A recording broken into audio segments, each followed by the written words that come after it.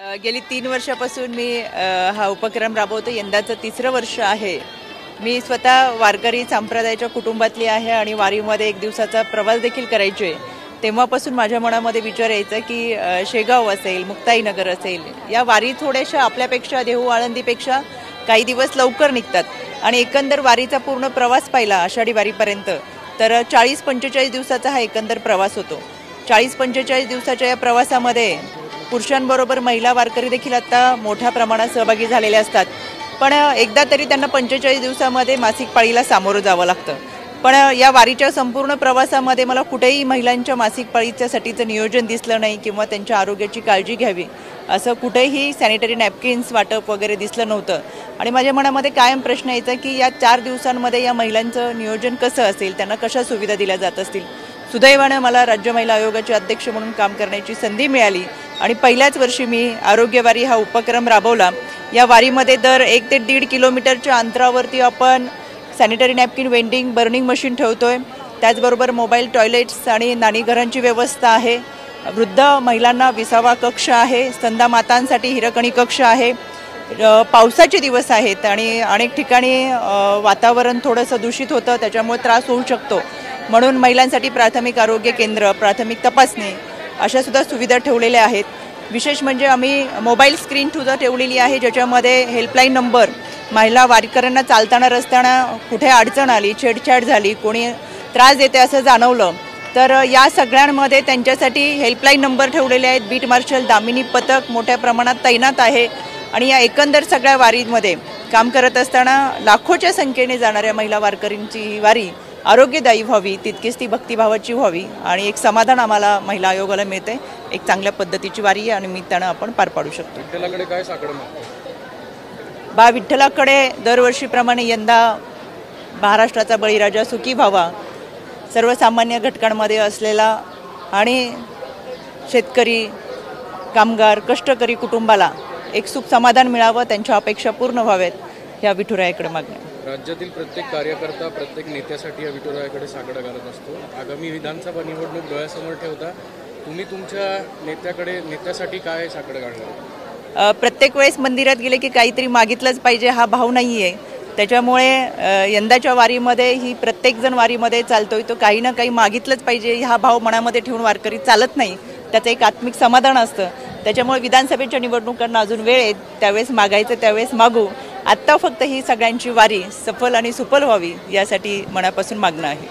अजितदादांनी अर्थसंकल्पामध्ये लाडकी बहीण योजना जाहीर केली, पण याच लाडक्या बहिणीला गेल्या 4 महिन्यांपासून त्रास देण्याचं काम अजितदादांनी केलं असं जितेंद्र आव्हाडांचे ट्विट पाहिले आणि एकंदर त्यांची वक्तव्य पाहिले तर संपूर्ण निवडणुकीमध्ये महाविकास आघाडीने त्यांना पूर्णपणे बाजूला ठेवलं होतं. कोणत्याही स्टेजवर बोलण्याची संधी दिली नाही, कुठेही त्यांना लोकांमध्ये येऊन दिलं नाही. याच्यावरून आपण समजून जावं की त्यांच्या वक्तव्यामुळे समाजामध्ये दुही निर्माण होते किंवा समाजामध्ये द्वेष पसरवला जातो. अशा पद्धतीची त्यांची वक्तव्य आणि वर्तन आहे. त्याच्यामुळे त्यांच्या विधानावरती फार काय बोलावं असं मला वाटत नाही. आणि लाडकी बहीण योजना ही 2.5 लाख उत्पन्न असलेल्या महिला भगिनींसाठी आहे. त्याच्यामुळे ह्या योजना कोणाला लागू होतात ह्या तुम्हाला माहिती आहेत. पिंपरी चिंचवडमधून आज 16 नगरसेवकांनी शरद पवारांची भेट घेतली आहे. चर्चा आता असं सुरू व्हायला लागल्यात की अजित पवारांना पिंपरी चिंचवडमध्ये मोठा धक्का बसेल, असं काही वाटतं की? राजकारण म्हणजे चढ उतार असतात, येणारे जाणारे असतात, पण यामध्ये आदरणीय दादा खंबीरपणे भूमिका घेतील. पिंपरी चिंचवडचा विकास आणि दादा हे समीकरण आहे. त्याच्यामुळे पिंपरी चिंचवडमधून प्रवास करताना प्रत्येक नागरिक म्हणतो की आम्हाला परदेशात आल्यासारखं वाटतं, इतक्या चांगल्या पद्धतीचा विकास केला आहे. ही जनता दादांना मानते. त्याच्यामुळं आत्ताच्या कालावधीमध्ये जर यांनी कोणी भेटी घेतली असतील तर त्याच्याबाबतची मला काही कल्पना नाही. पण अधिवेशन सुरू आहे, अर्थसंकल्प चांगल्या पद्धतीचा मांडला आहे. महाराष्ट्रातल्या तमाम महिला भगिनींच्या वतीने मी दादांना मनापासून धन्यवाद देते. पण या कालावधीमध्ये काही लोकांनी इकडे तिकडे गाठीभेटी घेतली असतात तर दादा जरूर त्याची दखल घेतील आणि हा संघटनेचा किंवा पक्षाचा भाग आहे, त्या संदर्भात निश्चितपणाने ते विचार करतील. अजित पवार सत्तेत असताना सुद्धा त्यांच्यावरचे जे केसेस आहेत ते मागे घेतल्या जात नाहीत. कदाचित भाजपलाच त्यांना दूर करायचं आहे की काय, असा सवाल विजय वडेट्टीवार. नाही, मला असं वाटत नाही. अधिवेशन सुरू असेल की विरोधकांचा अगदी चहापानापासून बहिष्कारावरती आणि सातत्याने आरोप करण्यावरतीच रोष असतो. समाजासाठी आपण एकत्रित जाऊन भूमिका घ्यावी, काम करावं, ही मानसिकता विरोधकांची कधीच नसती. विरोधक आपण किती विरोध करू आणि आपलं परफॉर्मन्स देऊ, आपण किती मीडियासमोर येऊ, हे त्यांच्यासाठी चढाओढ असते. त्याच्यामुळे मला असं वाटतं की ते कोणी काय बोलतात त्याच्याकडे फार आपण लक्ष देऊ नये. विधानसभेच्या जागा वाटपाच्या चर्चा सुरू झालेल्या आहेत आणि काही दिवसांपूर्वी तुम्ही खडकवासला विधानसभा मतदारसंघावरती दावा केला होता.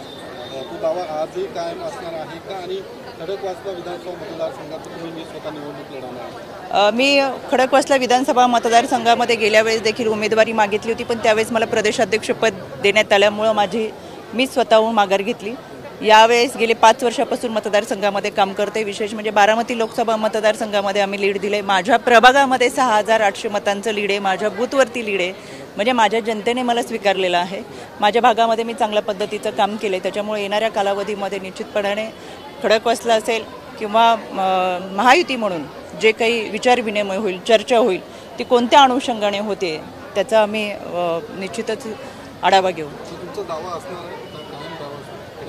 कार्यकर्ता कायम नेत्यासाठीची भूमिका घेत असतो.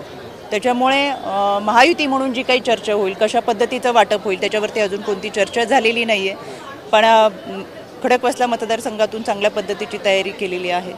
पक्ष जो निर्णय घेईल तुम्हाला मान्य असेल. तुमची तयारी आहे त्या ठिकाणी? नक्की.